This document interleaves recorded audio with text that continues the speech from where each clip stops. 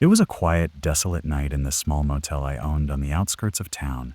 The low hum of a flickering neon sign was the only source of light in the vicinity, casting eerie shadows that danced across the asphalt. The motel, with its faded exterior, had seen better days, but it was a place for weary travelers to rest their heads on a lonely stretch of highway. I was going about my usual late-night duties, making sure the place was in order and everything was set for any guests who might arrive. The motel had a reputation for being somewhat shabby, attracting a mix of travelers who preferred anonymity. That night, two men fitting the description walked through the door, shifty characters, to say the least. One was tall and thin with long, greasy hair that seemed to have not seen shampoo in weeks. The other was shorter and stockier, with a scruffy beard and a look that could make anyone uneasy. They approached the front desk, their eyes shifting around the dimly lit lobby. They requested a room, and I, with a growing sense of unease, signed them in and handed over the keys. As they walked to their room, I couldn't shake the feeling that something was off. The furtive glances and hushed tones sent shivers down my spine, but I tried to push aside my apprehensions. Perhaps they were just tired travelers, nothing more. Several hours passed in eerie silence, the motel's vacancy making it feel like a ghost town.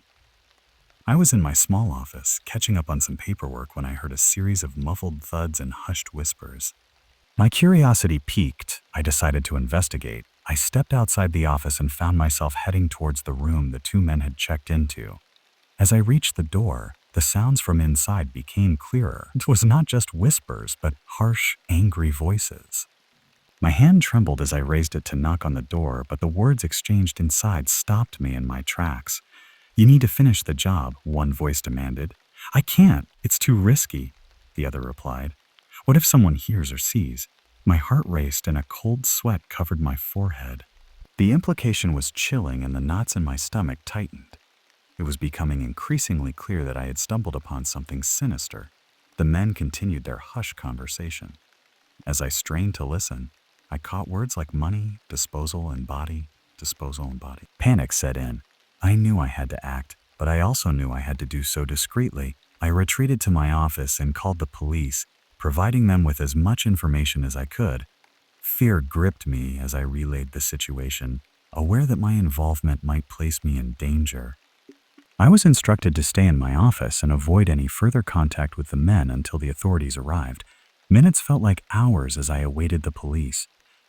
My mind raced, imagining the horrifying scenarios that could be unfolding in the room next door. The guilt of not acting sooner weighed heavily on me. Finally, the piercing sirens of a police car broke the stillness of the night. Multiple units arrived, and I guided them to the room of the two men. With guns drawn, they entered the room, and chaos ensued. Shouts and scuffling sounds filled the air. After what felt like an eternity, the police emerged from the room escorting the two men in handcuffs. It turned out that they had been involved in illegal activities which included the handling of illicit substances and disputes that had turned violent. The situation had been perilous, but the authorities had prevented the potential for greater harm. As they were led away, the men shot me menacing glares, promising revenge. The motel had become a hub of police activity, and the night seemed never ending. When the dust finally settled, and the motel once again grew quiet, I couldn't help but think about how close I had come to a chilling and life-threatening encounter. The line between ordinary motel owner and unwitting accomplice had blurred in the darkness of that fateful night. Night was cold and we were exhausted. My wife and I had been driving for hours after attending a wedding in a distant town. The winding, deserted road stretched out before us and fatigue was beginning to take its toll.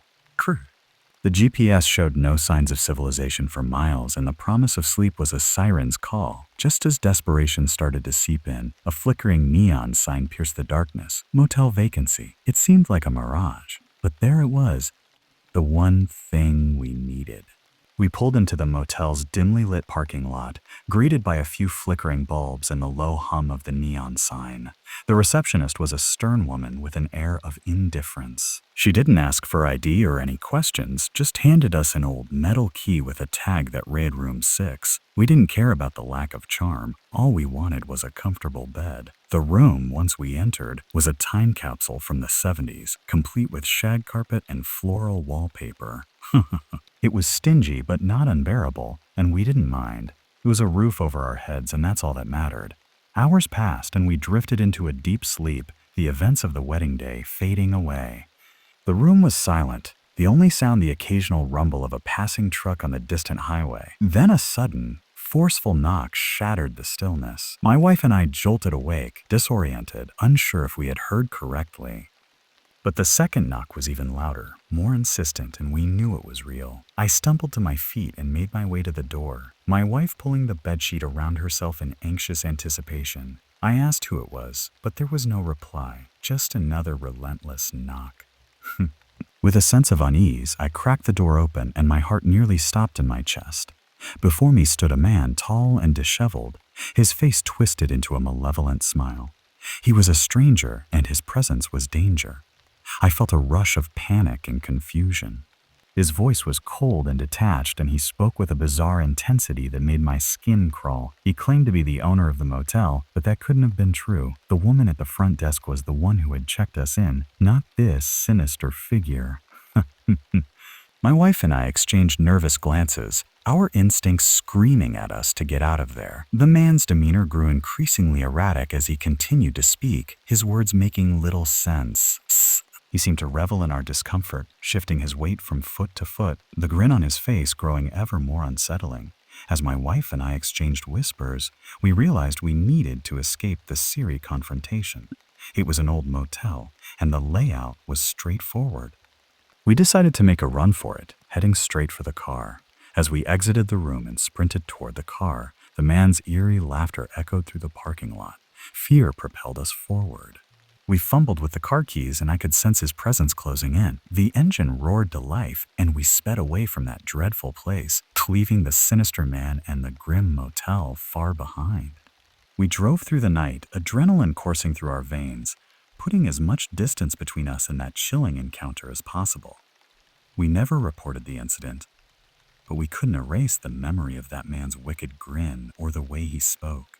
It left us with a lingering sense of dread that still haunts our late-night drives. I had checked into a moderately priced hotel for a solo weekend getaway. The room was cozy, but the antique furnishings and dim lighting created an atmosphere that seemed to whisper forgotten stories. I wasn't the superstitious type, but the old building did have a certain eerie charm. The evening was uneventful as I dined alone in the hotel restaurant and then returned to my room. Rain lashed against the window pane, and the steady patter on the glass soon began to lull me into drowsiness. Just as I was on the verge of drifting into sleep, I was jolted awake by a sudden noise. It was a banging, like heavy footsteps stomping down the hallway. I pulled the covers tighter around me, straining to listen, wondering if I was the only one hearing it. The sounds came closer, growing louder and more frantic. I couldn't ignore it any longer, so I got out of bed and approached the door. As I peered through the peephole, I saw a man walking down the hallway, his face obscured by shadows. His steps were unsteady, and he was muttering to himself incoherently. It's a troubling sight. My heart raced, and I couldn't help but feel a sense of dread. The man didn't seem to be a guest who had perhaps had too much to drink. There was an air of disarray about him that sent shivers down my spine. His presence alone was disturbing. I had locked the door when I entered the room, but I quietly slid the security chain into place just to be safe. The man was still wandering the hallway, pausing at random doors as if he were searching for something or someone. My mind raced with questions and fears. Why was he behaving like this? Should I call the front desk? Was he dangerous, or was he nearly lost in his own world? Then, as quickly as he had appeared, he turned and began to walk away. I exhaled in relief, thinking that he would soon disappear into the maze of the hotel's hallways. But my relief was short-lived. In the dim light, I saw him stop just a few doors down from mine outside another guest's room. He seemed to fumble with something, and before I could react, the door to that room creaked open. The guest inside must have been as shocked as I was, because a muffled gasp of surprise reached my ears. The man staggered into the room, and the door swung shut behind him. Panic surged through me. My first instinct was to pick up the phone and call the front desk to report the incident. I struggled to remain as calm as possible, explaining the situation to the hotel staff. The receptionist promised to send security immediately. All I could do was wait and hope that the situation would be resolved without further incident. Every second felt like an eternity as I stood by the door, straining to hear any sounds from the neighboring room. It was only a matter of minutes before I heard muffled voices in the hallway and the reassuring sound of the security team approaching. After a brief confrontation, the man was led away, his protests growing fainter as they receded down the hallway. The following morning, I couldn't help but feel shaken. I had so many unanswered questions. Who was that man? What had driven him to act so erratically? I decided to speak with the hotel manager, hoping to shed some light on the situation. The manager explained that the man had been a guest at the hotel for several days. He had checked in under an alias, and nobody suspected that he would cause any trouble. It seemed he had a mental health crisis, which explained his strange behavior. He had been removed from the premises and would receive the necessary help. Though I was relieved to hear that he had not posed a direct threat, the encounter had left me deeply unsettled. I couldn't help but wonder about the thin line that separated safety and danger in the most unexpected places. The rest of my stay passed without incident, and I returned home, eager to leave that unsettling hotel behind. I worked the night shift as a hotel cleaner, and for the most part, it was a quiet and uneventful job. But one night, as I was walking down the dimly lit corridor, pushing my cleaning cart, I encountered a guest who would send chills down my spine. The hallway was eerily quiet, except for the soft hum of the overhead lights. The guests were supposed to be asleep in their rooms, and the only sounds were the muffled voices coming from the television shows they left on. My shift was peaceful, and I took comfort in the solitude. As I approached one of the guest rooms, the door swung open suddenly. I was startled and stepped back, nearly dropping my cleaning supplies. A man emerged from the room, and his presence was immediately unsettling. His eyes were bloodshot and filled with an intense, almost predatory focus. Muttered an apology. "I'm sorry, I didn't expect anyone to be coming out." But he didn't respond, just stared at me with those intense eyes. His behavior was off, to say the least, and my instincts told me that something was wrong. Nervously, I continued down the hallway, pretending like nothing had happened. But I could feel his gaze following me, and I couldn't shake the feeling that I was being watched. My heart raced as I tried to focus on my cleaning duties and the task of making my way through the remaining rooms. I reached the end of the hallway, and when I glanced back, I saw that the man had turned and was now walking in the opposite direction. I heaved a sigh of relief, thinking that the strange encounter was over.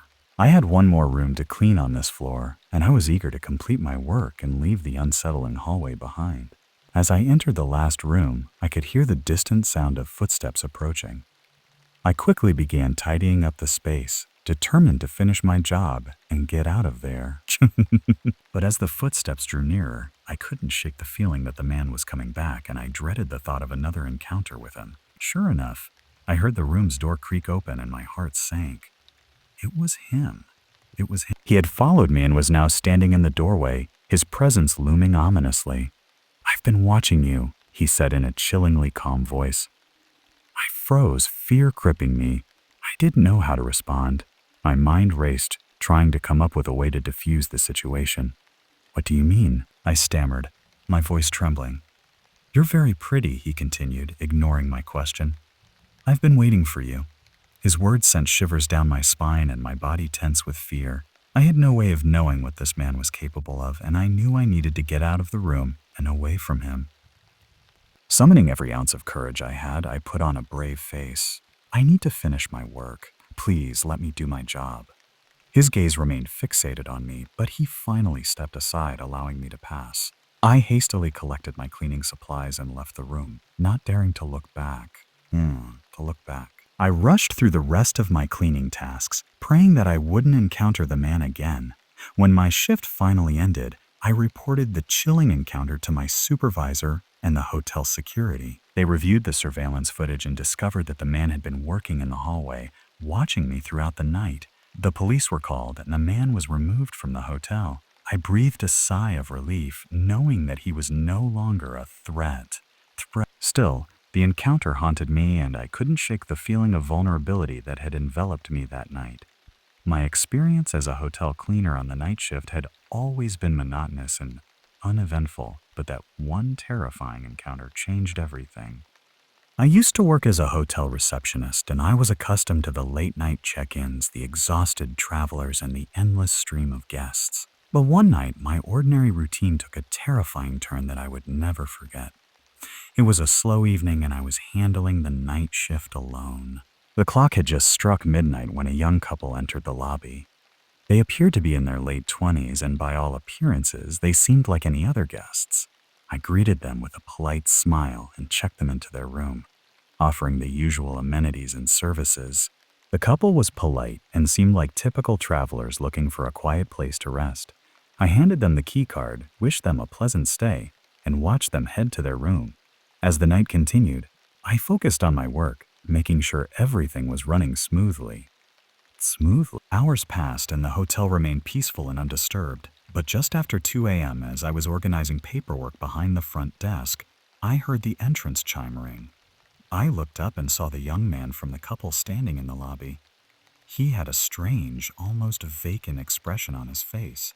I approached him, inquiring if there was anything he needed. His response was unsettling. He seemed disoriented and mumbled incoherently about being unable to find his room. I offered to help and asked for his room number. He stared at me for a moment, and his response sent shivers down my spine. "I'm not sure," he said, his voice trembling. I decided to keep my composure and remain professional. I offered to look up their room number and assist him. As I did, I couldn't help but notice how anxious and nervous he appeared. Eventually, I found their room number and directed him back to it. He hesitated for a moment, as if he wasn't entirely sure he should return to his room. It was an eerie moment of hesitation, but he eventually nodded and headed down the corridor. I watched him until he disappeared from sight and then tried to shake off the sense of unease that had settled over me. I couldn't help but wonder what had caused such strange behavior in the guest. I went back to my work but kept an eye on the lobby's security cameras, hoping to catch a glimpse of the man returning to his room. But he never did. The minutes turned into hours, and with the first light of dawn, I knew something was wrong. I decided to check on the room myself, unable to shake the feeling of dread that had settled in my stomach. When I arrived at the room, I hesitated for a moment. My training had prepared me for many scenarios, but I had never encountered anything like this before. I took a deep breath, and with trembling hands, I used my master key to unlock the door.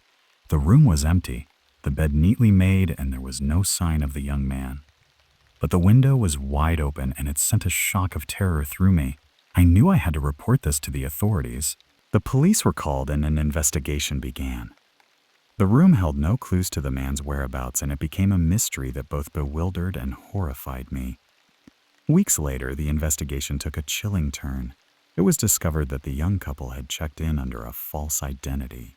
Their credit card was stolen, and the man's identification had been forged. The realization sent shivers down my spine.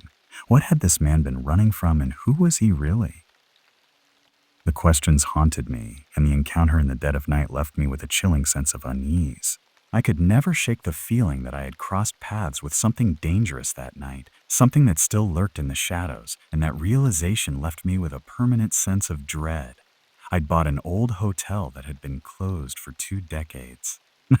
My vision was to convert it into luxury apartments, a project that I believed held great potential. Excitement and anticipation coursed through me as I headed to the property, ready for the first survey with a team of professionals.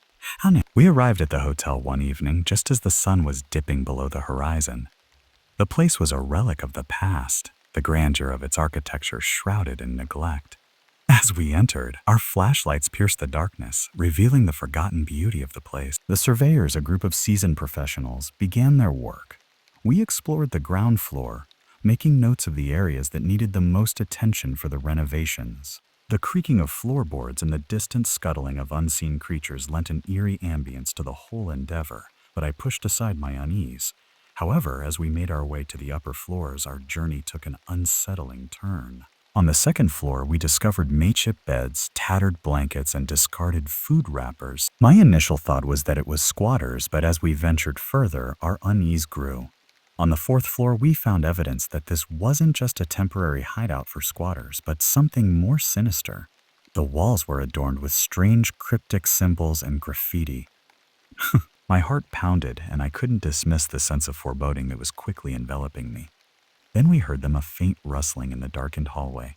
The surveyors and I tensed, our flashlights dancing wildly as we scanned the shadows. Out of the darkness, a disheveled figure emerged. The man, clad in ragged clothes, was caught and unshaven, his eyes sunken and vacant. But it was the gun he clutched in trembling hands that sent our fear into overdrive. The squatters were not your typical homeless individuals looking for shelter. They were something else, something far more dangerous. We were intruders in their domain, and they seemed prepared to protect it at any cost. The leader of the surveyors, a no-nonsense professional, spoke to the armed man in a calm and reassuring tone. He explained our purpose, hoping to defuse the situation, but the man's wild eyes showed no sign of comprehension. My heart raced as I watched the confrontation unfold. The man's finger twitched on the trigger, and the situation teetered on a precipice. My mind raced, contemplating escape routes and praying that this wouldn't end in violence. Suddenly, a door our left swung open, revealing another squire, the swan wielding a rusty knife. The tension escalated as more figures emerged from the shadows, each carrying makeshift weapons. Our presence had disrupted the fragile balance they'd established in this long-abandoned place. In that dire moment, the surveyors managed to convince the armed man to lower his weapon. It was a small victory, but one that allowed us to escape the hotel. We quickly descended the creaky staircase, my fear urging me to run, but the need for caution keeping me moving at a controlled pace. Once we were back in the safety of the evening air, I let out a breath I didn't know I'd been holding. We called the authorities, reporting the squatters and leaving the resolution of the situation in their capable hands. As I stood in the darkened street, looking back at the looming silhouette of the hotel, I realized that my dream of turning it into luxury apartments had encountered an unforeseen and unsettling reality. It was an ordinary evening, and I was at home winding down after a long day of work. As a boiler repairman, my job was pretty routine, so when I received a call from a small hotel about a boiler malfunction, I thought it would be just another job. They urgently needed someone to fix it, and I agreed to help, hoping to get it sorted quickly and head home to my family. When I arrived at the hotel, it was far from the glamorous image you might associate with such places. It was a small, run-down establishment that had seen better days.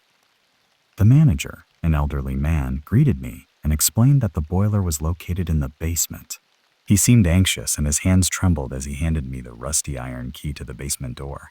Carrying my toolbox, I descended the creaky stairs into the dimly lit basement.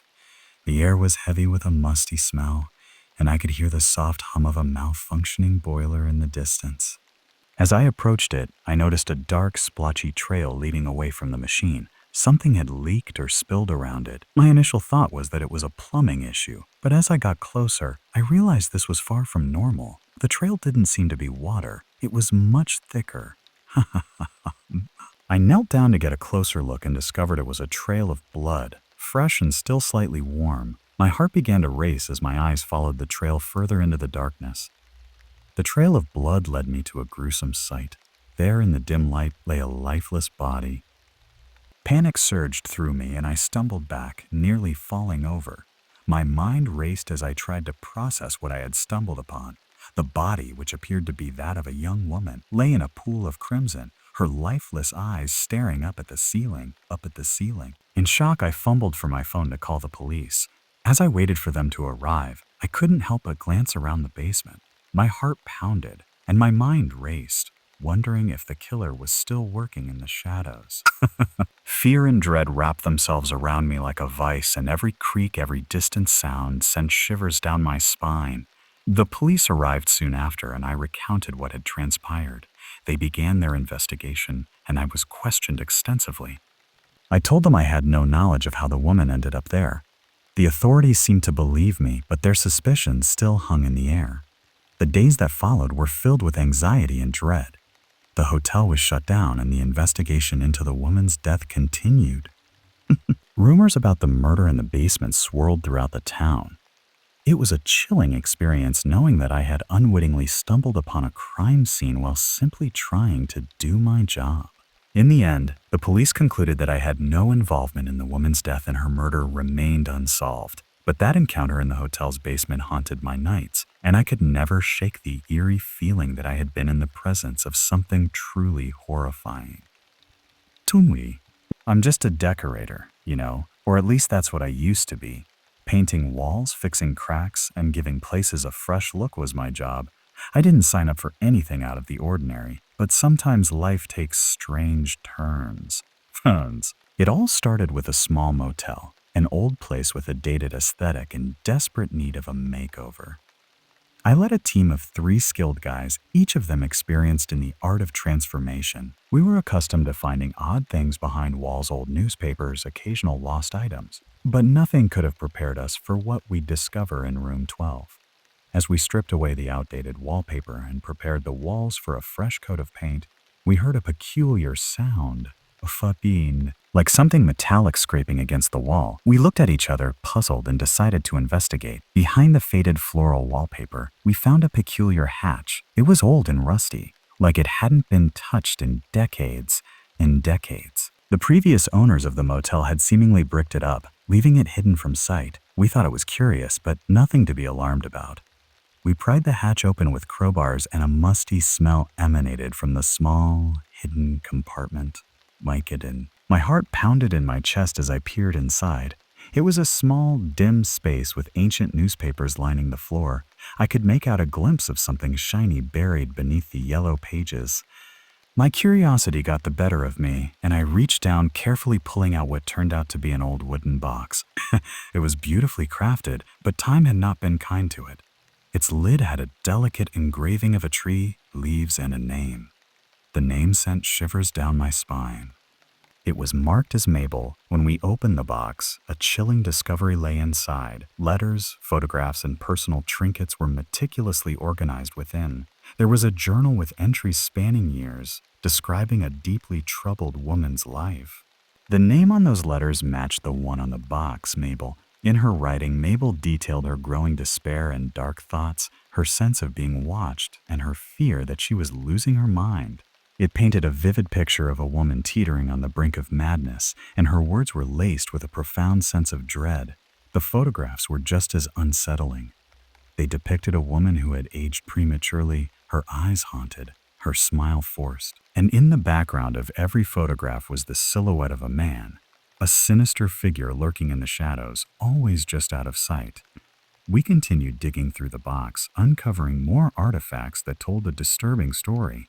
It was a tale of an abusive relationship, mental anguish, and a desperate attempt to escape the clutches of the tormentor. The hidden compartment had served as Mabel's secret refuge, a place where she could document her descent into darkness. As we pieced together this horrifying puzzle, I couldn't shake the feeling that we had uncovered something more than just the past of a troubled woman. It was as though the very room carried an aura of suffering, as if the walls themselves held Mabel's cries and the room had trapped her torment. After we meticulously cataloged the contents of the box, I decided we needed to inform the authorities. Mabel's story had to be shared. The motel had harbored these dark secrets for far too long, and they couldn't stay hidden any longer. Our discovery haunted me for weeks after, the feeling of a dark presence still clinging to my mind. I realized that sometimes the auras of the past can lurk behind walls, waiting for a curious painter to unearth them.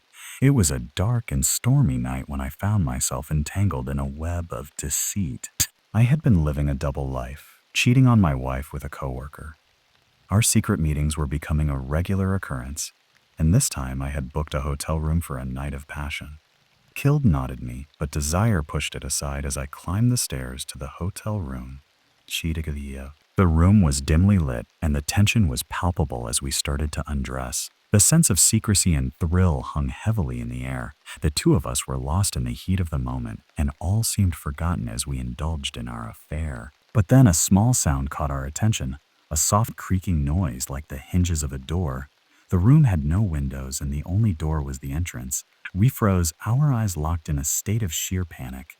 Creaking grew louder, and a shadowy figure emerged from the dimly lit corner of the room. My heart pounded in my chest as the man stepped forward, revealing himself to be hiding in the wardrobe. He was disheveled with wild, darting eyes. It was evident that he was in a state of distress, and his presence was nothing short of terrifying. The woman I was with let out a scream, and I too felt the fear course through my veins. We hastily grabbed our clothes, our previous passion replaced by sheer panic.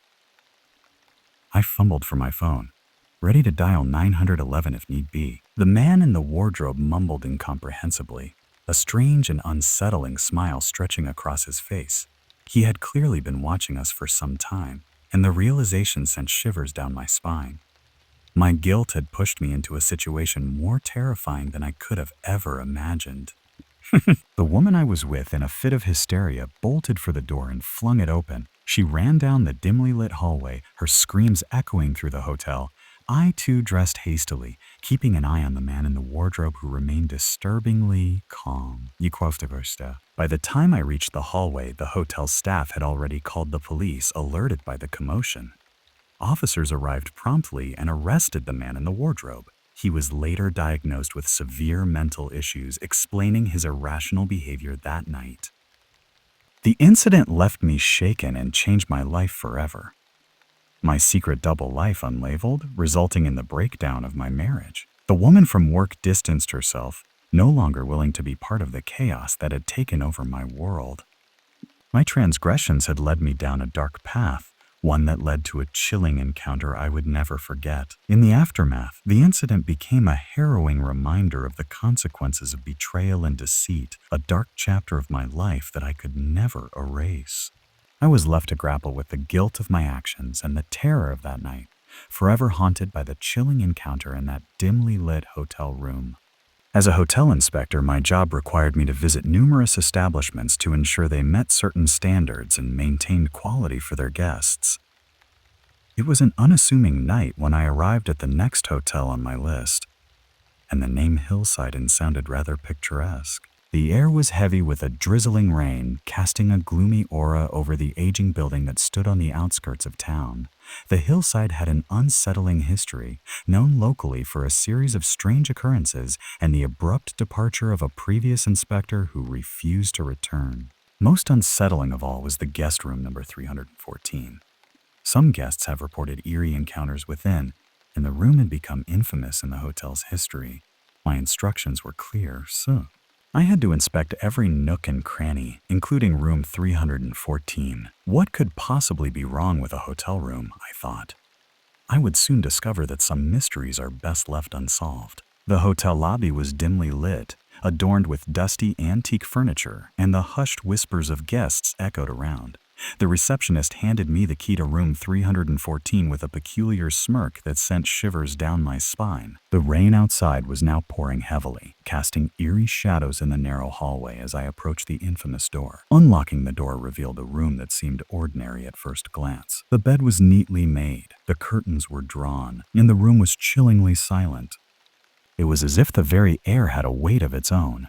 With a clipboard in hand, I began my inspection. Everything appeared routine until I reached the bathroom. Upon entering, I was greeted by a disconcerting sight.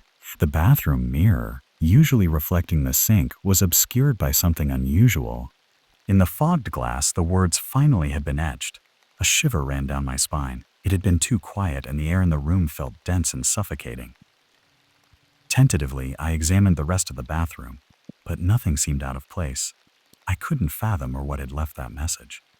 As I moved back into the main room, the unease continued to grow. I couldn't shake the feeling that I was now alone.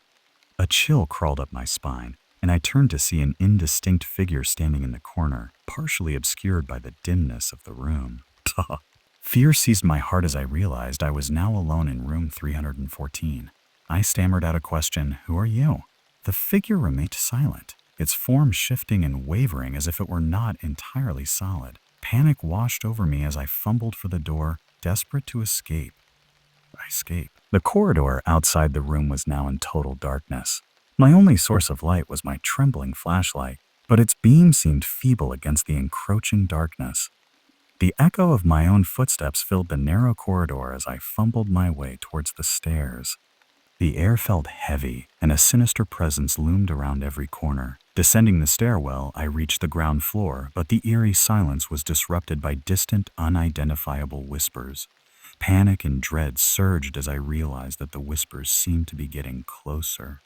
I rushed towards the lobby but was met with a haunting sight.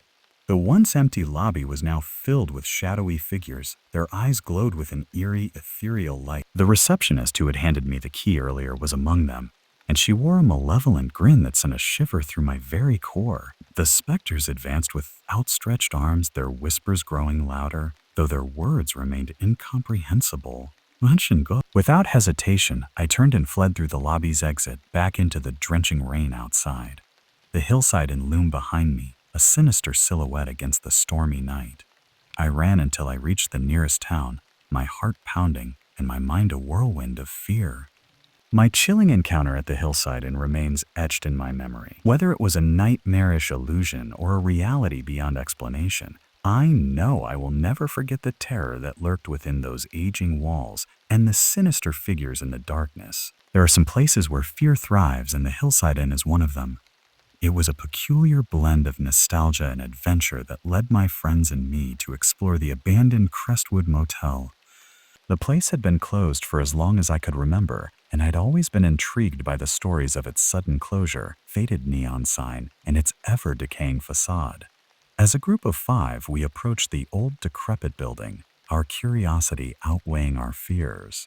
The sun was beginning to dip below the horizon, casting long shadows that stretched across the cracked pavement. With a sense of apprehension, but an equal measure of excitement, we crossed the threshold of the Crestwood Motel. The air was thick with the musty smell of time, and dust motes danced in the feeble beams of late afternoon sun filtering through shattered windows.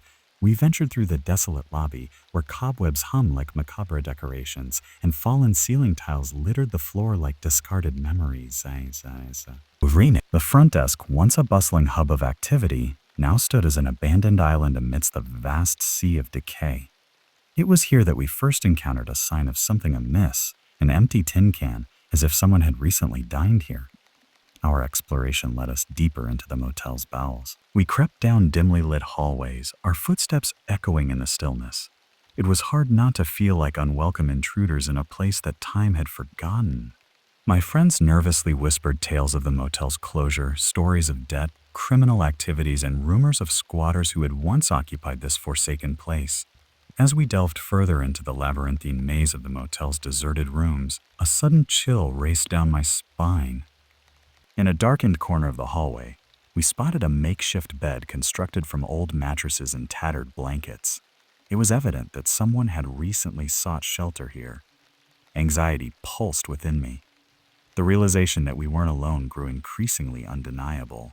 My friends and I pressed on, each of us torn between the urge to flee and the desire to uncover the motel's secrets. The closer we came to the source of the chill, the more our unease grew. We approached a room from which a dim light leaped beneath the door, casting an eerie glow in the corridor. Gingerly, I pushed the door open, and the sight that met us was enough to freeze the blood in our veins. There, huddled in the corner of a room filled with dilapidated furniture, was a tall, scruffy man. His hollow, sunken eyes stared at us with a mixture of weariness and madness. In a trembling voice, I asked the man who he was and what he was doing in this forsaken place. He didn't answer.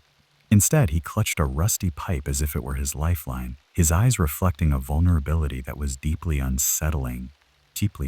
We realized then that he was living here amidst the ruin, carving out his existence in this forgotten place. For a brief moment, no one moved. Then the man uttered a guttural, unintelligible phrase, and the tension in the room became unbearable. We were intruders, unwelcome witnesses to a life forged in the shadows. Our retreat from that room was a hurried, chaotic stumble back through the dimly lit hallways of the Crestwood Motel. We hear Claude in our hearts urging us to escape the clutches of this enigmatic, scruffy figure.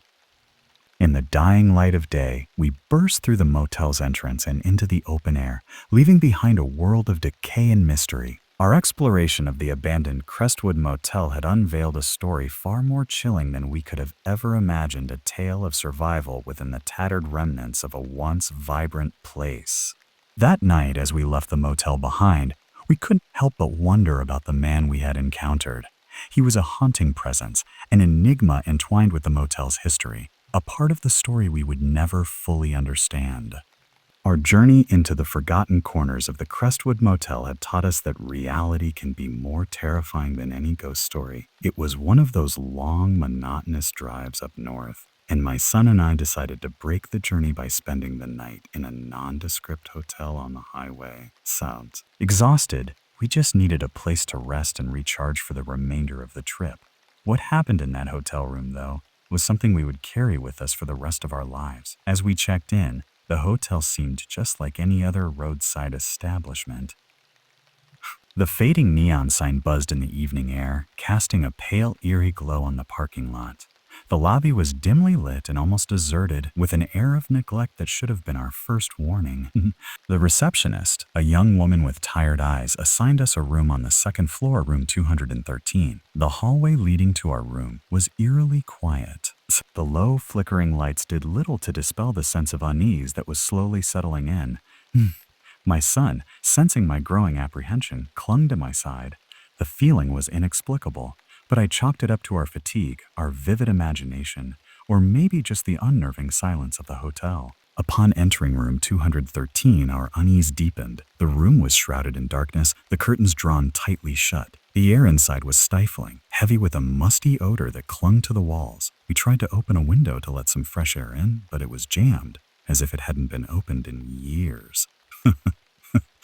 As I fumbled with the window, I heard a sound that sent shivers down my spine, an almost imperceptible rustling, like whispers in the shadows. My son, too, seemed to sense that something wasn't right. We both exchanged nervous glances, but the fatigue of the road urged us to dismiss our fears. Tired and desperate for rest, we decided to freshen up. That's when we discovered something that turned our exhaustion into sheer dread. The bathroom door had a faint, eerie glow emanating from beneath, and when we pushed it open, the sight was like something out of a horror film. Inside the bathroom, the tiles were adorned with strange symbols and inscriptions. The mirror was covered in cryptic writings rendered in some dark substance. It was a scene of sheer madness. Someone or something had defiled this room with markings we couldn't comprehend. Panic gripped us. We knew we had to leave immediately. The eerie rustling grew louder, as if whispering malevolent secrets in the room. We crapped our belongings and made a run for the door. As we exited room 213, the receptionist watched us with vacant eyes, like a sentinel guarding the gateway to a nightmarish world. The car was our sanctuary, our haven of safety.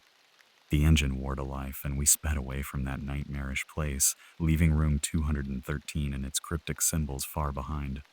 To this day, neither my son nor I can explain what we experienced that night in the hotel.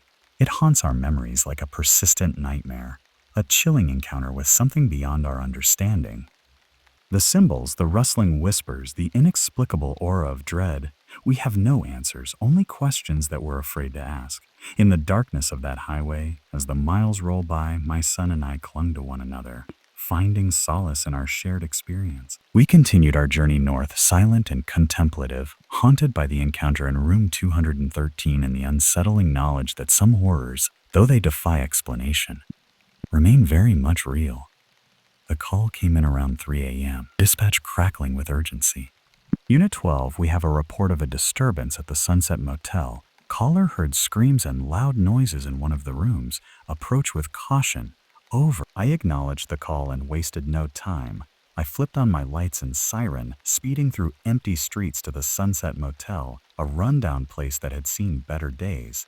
I pulled up, noting room 4, where the commotion had been reported. No. The night was dark, and only the flickering motel sign broke the inky blackness. I stepped out of my cruiser, hand resting on my service weapon. With a quick radio check-in, I informed dispatch of my arrival and approached the room.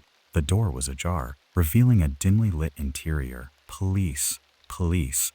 Open the door slowly. I called out, my voice authoritative but concerned, coursing beneath the surface. The door creaked open to reveal a man, unshaven, wild-eyed and drenched in sweat. He clutched a trembling woman in a stranglehold. 2 other terrified individuals huddled on the rooms to shovel beds. I maintained a cautious distance, radioing in the situation and requesting backup. The man's eyes darted around, his grip on the woman growing tighter. He was agitated, desperate, and I knew one wrong move could have dire consequences. "Sir, let the woman go. We can work this out," I said, my voice calm and measured. He glared at me, eyes filled with despair and fury. "You don't understand, man. You don't understand what they did to me." He began to rant, his words a twisted tale of revenge, betrayal, and pain. The hostages cowered, their faces etched with fear. I kept up the dialogue, hoping to de-escalate the situation until backup arrived. "Listen, we can help you, Just put the woman down and we'll talk." But he wouldn't release his grip, and with every passing second, tension thickened in the room. The dispatcher crackled over the radio, reporting that backup was minutes away. "I won't go back there," he hissed, his grip on the woman growing even more desperate. Time was running out, and I could feel the situation slipping toward disaster. My mind raced as I tried to formulate a plan, my heart pounding against my chest. Backup finally arrived, and we moved together with practiced precision. 2 officers positioned themselves for a clear shot if needed while I continued to negotiate. The additional presence seemed to momentarily distract the man. In a sudden moment of clarity, the woman he held managed to break free, and a flurry of commotion followed. Shots rang out, and chaos reigned in the confined space of the motel room. When the dust settled, the man lay on the floor, subdued but alive. The hostages were safe, if shaken, and I felt a strange mix of relief and sadness for the man who had forced us into this nightmarish ordeal. As the paramedics arrived to tend to the injured, I stood outside the motel, my mind racing with the horror of the encounter. It was a chilling reminder of the darkness that can take root within the human soul. No paranormal forces or otherworldly horrors could match the real-life terror I had just experienced. Working the night shift at a quaint family-run hotel was usually uneventful. I'd greet late arrivals, tidy the lobby, and occasionally serve a nightcap to weary travelers. One particular night, as the witching hour approached, my usual sense of routine gave way to something inexplicable. A frail elderly lady entered the lobby, her footsteps slow and deliberate. Her presence sent shivers down my spine. I couldn't put my finger on it, but something about her was deeply unsettling. Her eyes, though glazed with age, held a piercing intensity that met my own in a silent challenge. "Good evening, ma'am. How can I assist you?" I inquired, maintaining my professional demeanor. She didn't answer. Instead, her gaze remained fixed on me. I sensed a gravity in the air, as though she'd carried some dark secret with her. After a few moments of awkward silence, she finally spoke in a voice that was a mere whisper. "I need a room." I led her through the empty hallway to a vacant room. As I handed her the key, our eyes locked again, and I felt a sense of dread wash over me. It was as if she could see something within me, something I couldn't. "I don't need the room for long," she murmured, her bony hand clutching the key tightly. "Just a few hours." The cryptic nature of her request sent a chill through my core, but I simply nodded and watched her shuffle into the room. As I turned to tend to my other duties, I couldn't shake the feeling that I had just been party to something deeply unnerving. The hours passed slowly, and I kept a vigilant eye on the clock. When it was time to check in on the elderly guest, I knocked softly on her door. "Ma'am, it's time to check out," I announced, my voice betraying my anxiety, but there was no response. My knuckles rapped against the door again, louder this time. Still, nothing. Summoning my courage, I used the master key to open the door. The room was cloaked in darkness, the air heavy with an indescribable sense of foreboding. "Ma'am?" I called out, stepping further into the room, and that's when I saw her. The elderly lady was standing in the corner, her eyes unblinking, her thin lips curled into a sinister smile. But the true horror lay in her hands, which held a blood-stained knife. It wasn't just any knife. It was one from the hotel's restaurant. My heart raced and I fumbled to retreat, but the door had slammed shut behind me. I was trapped in this macabre scene. The old lady slowly advanced toward me, the knife glinting in the dim light. I tried to reason with her to understand her motives, but her eyes, those dark and malevolent eyes, gave nothing away. The standoff between us seemed to stretch for an eternity. Every step she took, I matched with my own desperate retreat, but the room was small, and my escape was impossible. Finally, she lunged at me, her frail frame masking a horrifying strength. In the ensuing struggle, I managed to wrest a knife from her grasp and call for help. The police arrived swiftly, taking the woman into custody. She never spoke a word during her arrest, but her eyes retained that eerie, knowing glint. In the aftermath, as the police pieced together her backstory, I learned the terrifying truth. She had once lived in the hotel, her actions fueled by a vendetta decades in the making. Her encounter with me was the culmination of a dark history tied to the hotel's past. In the days that followed, as life at the hotel resumed its normal rhythm, I couldn't shake the feeling that something profound had passed through that night. I'd survived a chilling encounter with a seemingly harmless old lady, and it was a lesson I'd carry with me forever. A reminder that danger can often wear the most unassuming mask. I was never one to believe in things that go bump in the night or spooky tales about haunted hotels. In fact, I relished the night shift as a delivery driver for a catering company, a job that took me to all kinds of remote places.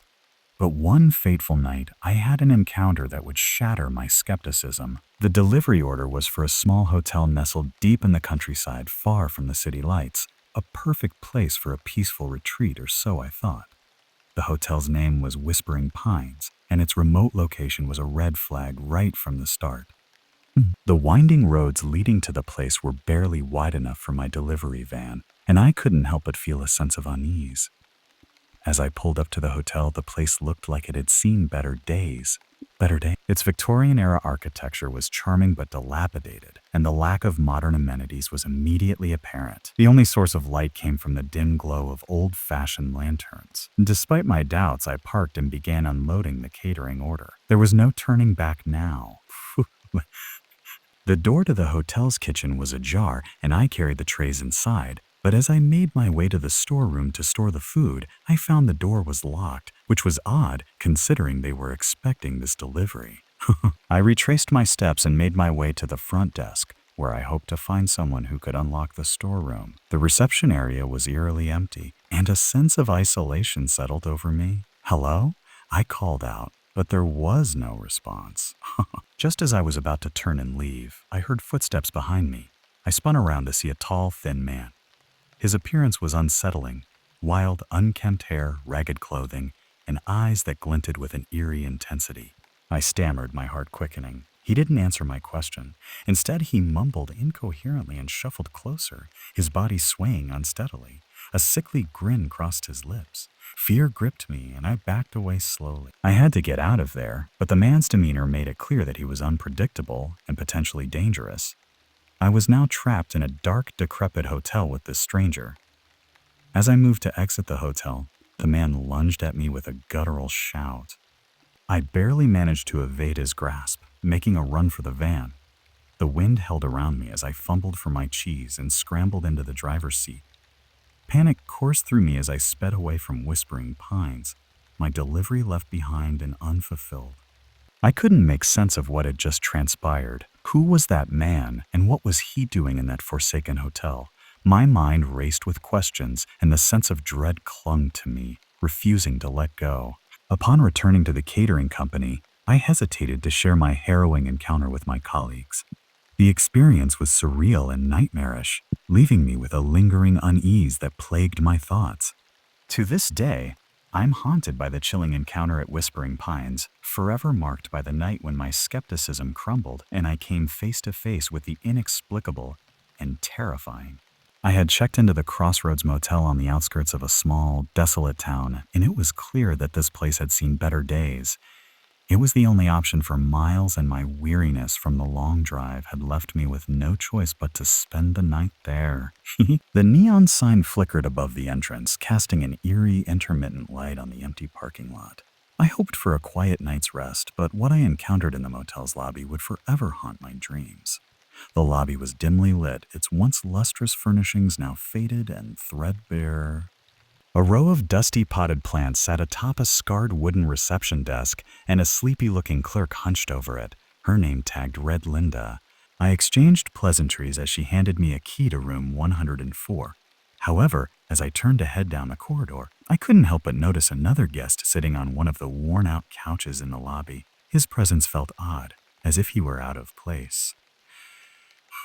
I couldn't put my finger on it, but something about him sent shivers down my spine. He was a middle-aged man, disheveled and wild-eyed, staring blankly at the faded painting on the wall.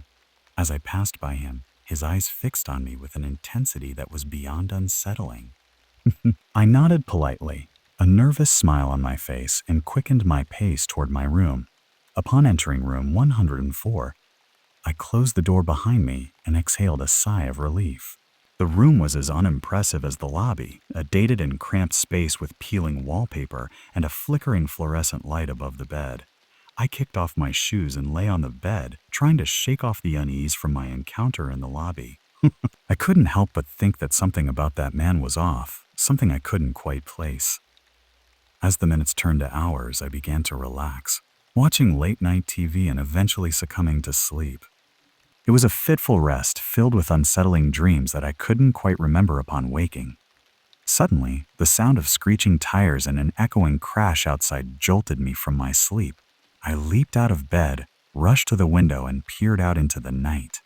There, in the motel's parking lot, I saw the source of the commotion. My heart sank. The man from the lobby was behind the wheel of a mangled car, smoke and steam billowing from the wreckage.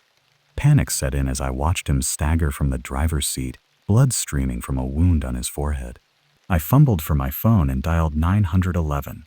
By the time I rushed down to the lobby, the ambulance had arrived and paramedics were tending to the man's injuries. A police officer was questioning the disoriented man who had a vacant, haunting look in his eyes. I recounted my earlier encounter with him, explaining how his strange demeanor had left me unsettled. The officer thanked me for the information, but didn't provide any further details about the man's condition. Shaken and anxious, I returned to my room, but sleep was now an impossible endeavor. What had brought that man to this desolate motel in such a condition? What horrors or traumas had he experienced? I couldn't escape the nagging feeling that I had glimpsed into a nightmarish world of suffering and despair.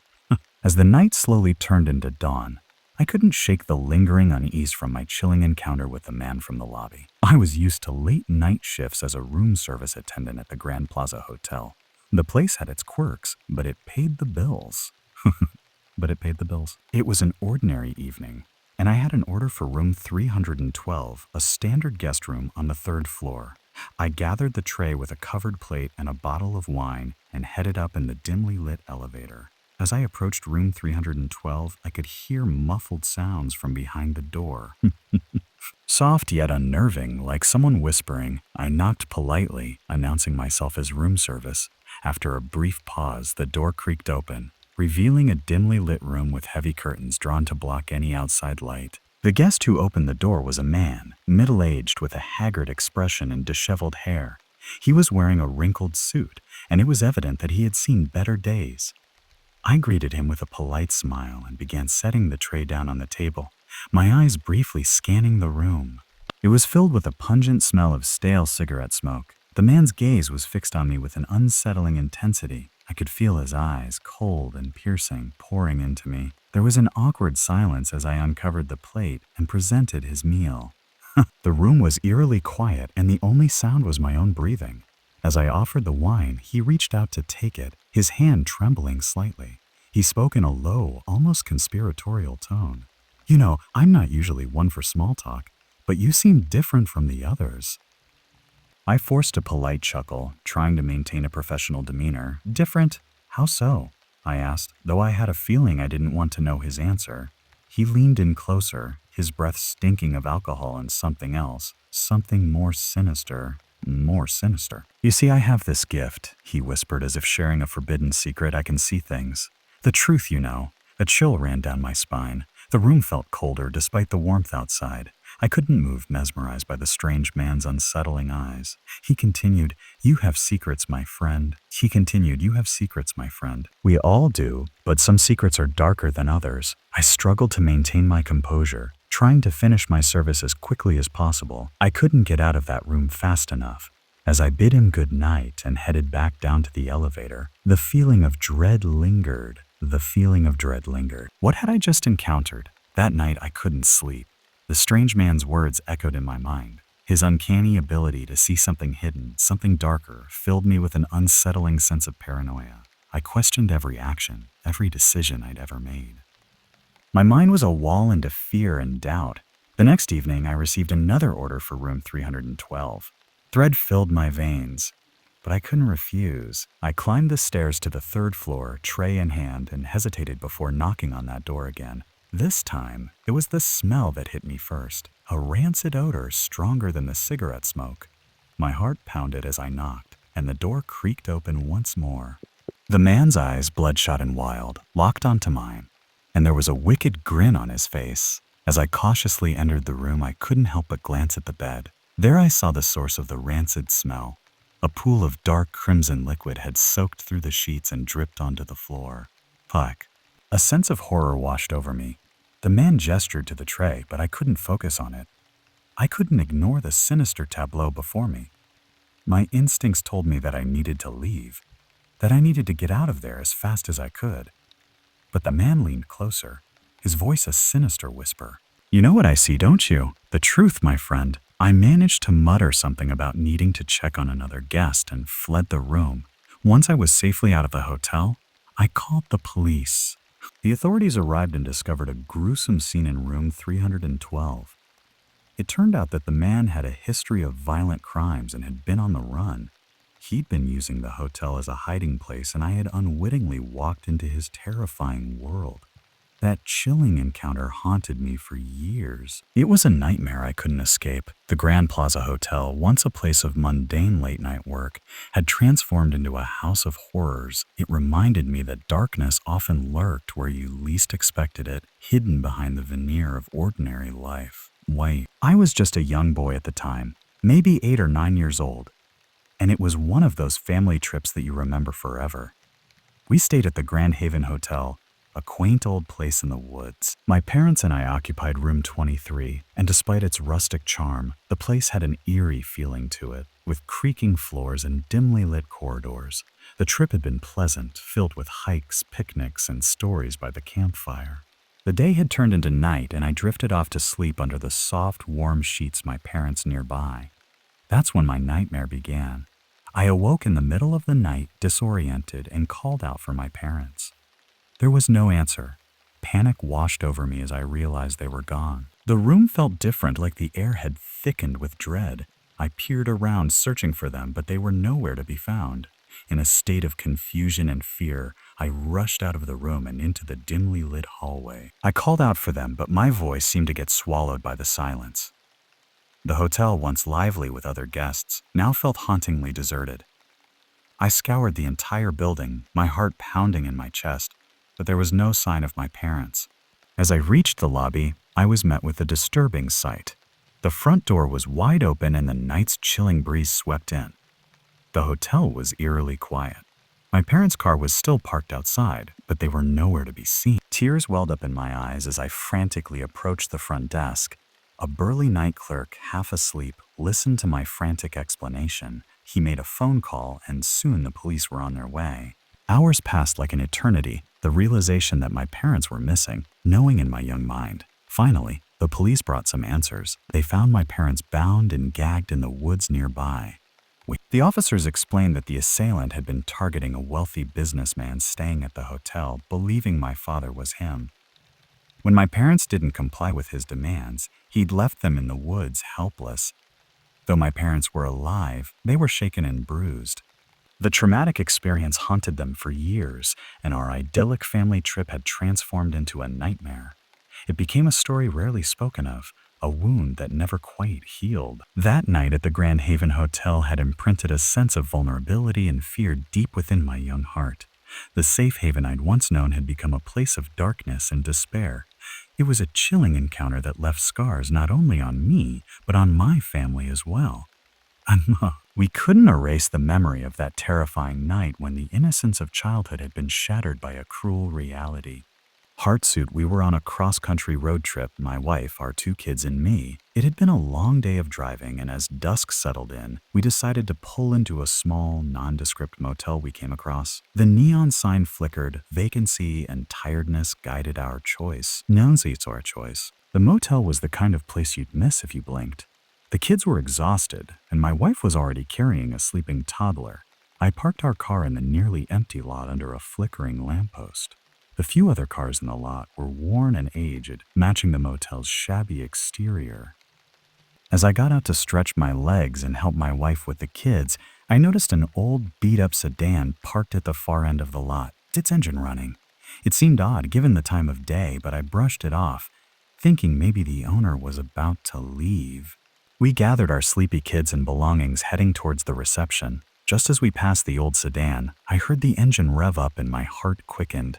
Out of the corner of my eye, I caught a glimpse of the driver, a disheveled man with unkempt hair and a wild look in his eyes.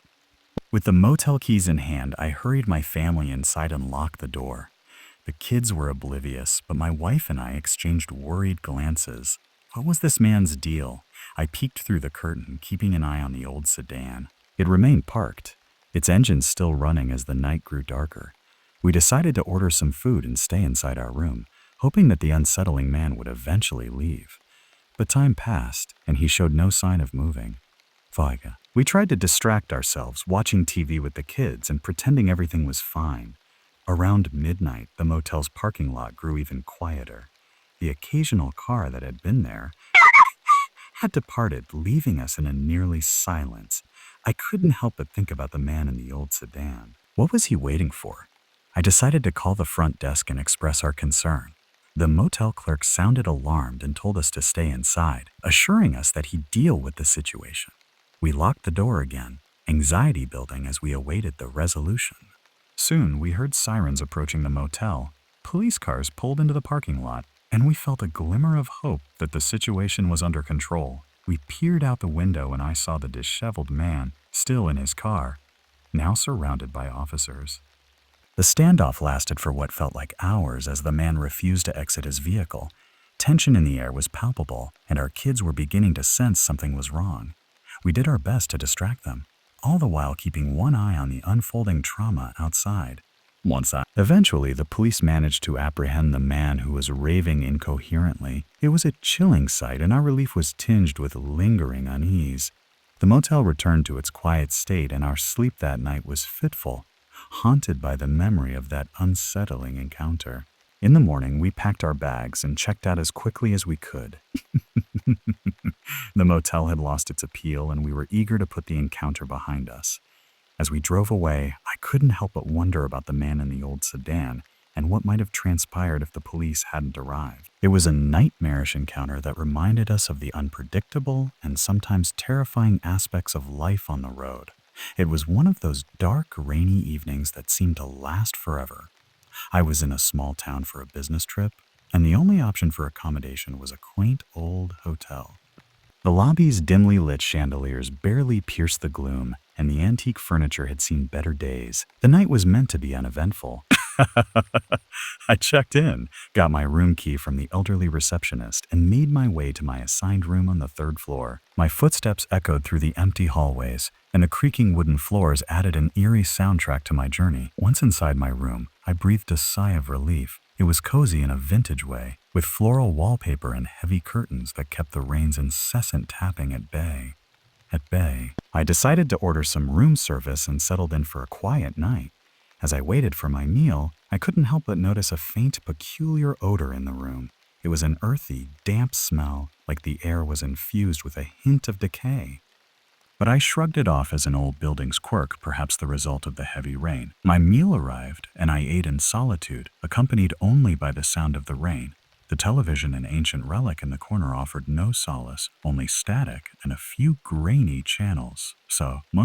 After finishing my meal, I decided to take a relaxing shower and retire early. As I stepped into the bathroom, my footsteps squelched on the cold tiles. It was then that I noticed the smell was stronger in there. I checked for any signs of mold or water damage, but found nothing. The steam from the shower seemed to intensify the strange odor, and I hurriedly washed up and got out. I settled into bed under the weight of the old-fashioned covers.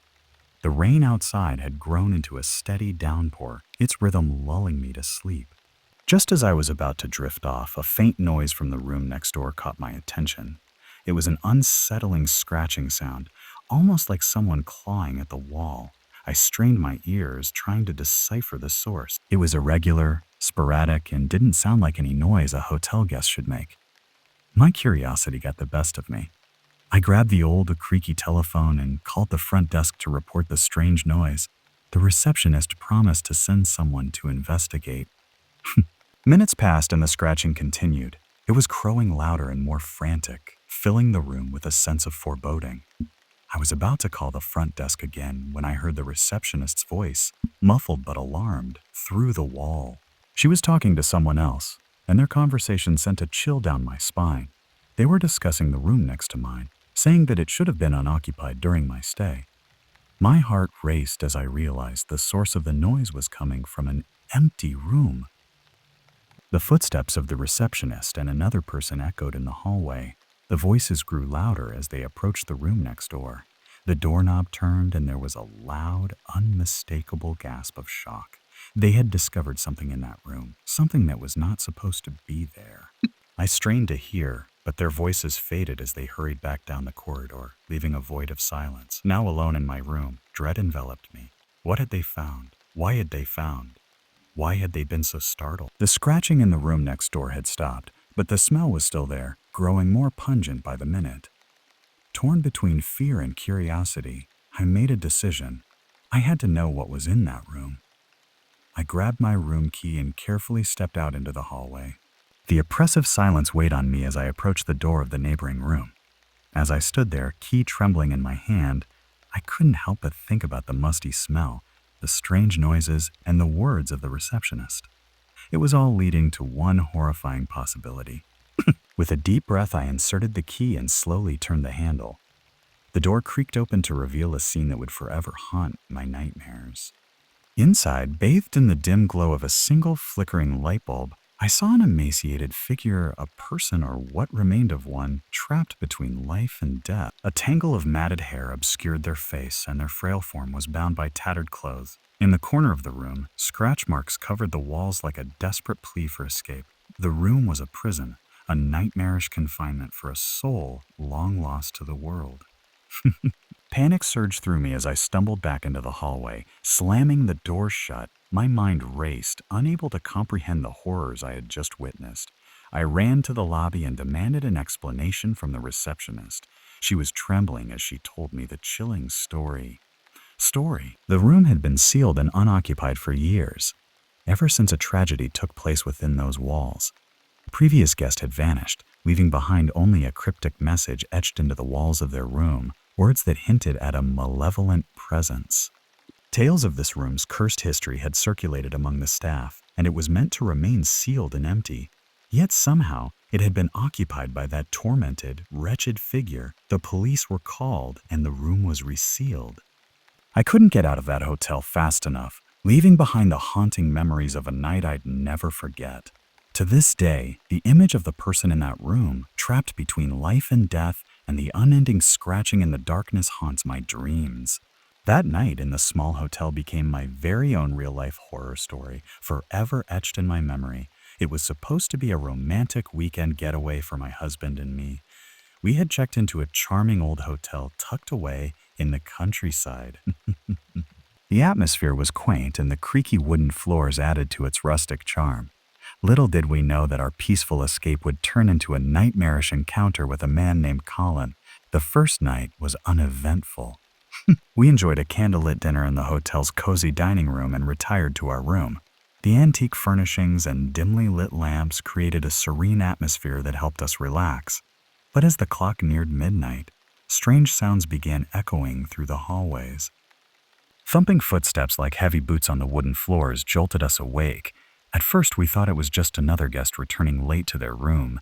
However, the footsteps grew louder and more erratic, echoing through the narrow hall. I nudged my husband, who was already tense and alert. "What is that?" I whispered, my heart pounding. He shook his head, equally mystified. The footsteps seemed to circle our room, sometimes growing faint before returning with even more intensity. It was as if the intruder was intentionally trying to unnerve us. My husband cautiously approached the door, peeking through the peephole. What he saw chilled into the bone. A tall man with disheveled hair and wild, darting eyes was pacing the hallway. It was Colin. He had a crazed look in his eyes, like a man on the brink of madness. Colin's disoriented behavior sent shivers down our spines, and it was clear that he was not in his right mind. My husband quickly locked the door, but that didn't quell our fear. Colin's menacing presence was overwhelming, and we had no idea why he was behaving this way. Had he become unhinged, or was he harboring some malevolent intent? We debated calling the hotel staff or the police, but the fear of provoking Colin and escalating the situation made us hesitant. Our room had no phone, and venturing into the hallway to find help seemed like an unimaginable risk. We huddled in the dimly lit room, our ears strained for any clues about Colin's movements. The footsteps continued for hours, a maddening dance of chaos just beyond our door. As the night dragged on, exhaustion and fear wore us down. We dozed off in fits and starts, only to be jolted awake by the strange sounds in the hallway. The hours passed like an eternity. When the dawn finally broke, the noises ceased. The hotel returned to its serene facade as if the unsettling night had been nothing but a twisted dream. With the rising sun, we decided to finally seek out help. We reported the harrowing encounter to the hotel staff, who were just as perplexed as we were. They assured us that they had no guest by the name of Colin, and there was no record of such a guest ever staying at the hotel. We left the quaint inn with our nurse freight and questions unanswered. To this day, we wonder who Colin was and what had driven him to haunt our night in such a terrifying manner. A few years ago, I decided to travel to Japan, a place I had always dreamed of visiting. The journey had been incredible so far, exploring Tokyo's bustling streets and immersing myself in the rich culture. But one night in a small, quaint hotel, my adventure took a terrifying turn. I had checked into the charming family-run hotel in a quiet neighborhood, seeking a more authentic experience. The elderly couple who ran the place were warm and welcoming, and I felt at ease. That night, I settled into my modest but cozy room, the soft glow of a lantern providing a comforting ambiance. Sleep eluded me, so I stayed up reading and occasionally glancing out the window into the dark streets. Then, as the clock in my room struck midnight, a strange sound caught my attention. It was like a low, guttural moan, a sound that sent a chill down my spine. I dismissed it as my imagination, but then it came again unmistakably from outside my window. I carefully drew the curtain aside and peered into the dimly lit alley below. There, under the flickering streetlight, stood a man. He was tall and thin, his silhouette barely discernible in the darkness. He wore a long, tattered coat, and his unkempt hair hung low over his face. The eerie moan had been coming from him, and he seemed to be in a state of distress. Fear surged within me, but I couldn't ignore the instinct to help. With a deep breath, I grabbed my coat and rushed down to the hotel's entrance where the elderly couple was just locking up for the night. I explained what I had seen and the strange, unsettling sounds coming from the alley. The couple exchanged worried glances and the husband nodded gravely. The wife told me to stay inside while they went to investigate. They had an air of concern and fear that sent shivers down my spine. As I waited anxiously in the hotel's lobby, time seemed to crawl by. Minutes felt like hours. I couldn't shake the feeling that something was terribly wrong. The elderly couple had been gone for too long. Finally, they returned, their faces pale and drawn. Their news shook me to my core. The man in the alley was a troubled soul, a drifter with a history of violence. He had been injured and was intoxicated, which had led to his disturbing wails. When they had approached him, he had turned aggressive, and they had barely managed to escape from his clutches. Now, he was standing in the shadows of the alley, watching the hotel. The elderly couple had called the police, but they were taking their time to arrive. Fear gripped me, realizing that the man could return at any moment. We barricaded ourselves in the hotel, waiting in tense silence for the police to arrive. The minutes stretched into an eternity, and it felt like a lifetime had passed before we finally heard the sirens in the distance. As the police apprehended the man, his haunting, glassy eyes met mine for a brief moment. I shivered with dread as they took him away, wondering what might have happened if I had ventured into the alley alone. That night, sleep never came, and I left the hotel at the crack of dawn, thanking the elderly couple for their courage and protection. The chilling encounter haunted me throughout my journey in Japan. It was a stark reminder that even in the most serene places, danger could be lurking in the shadows. The man I saw that night was a chilling memory I would never forget.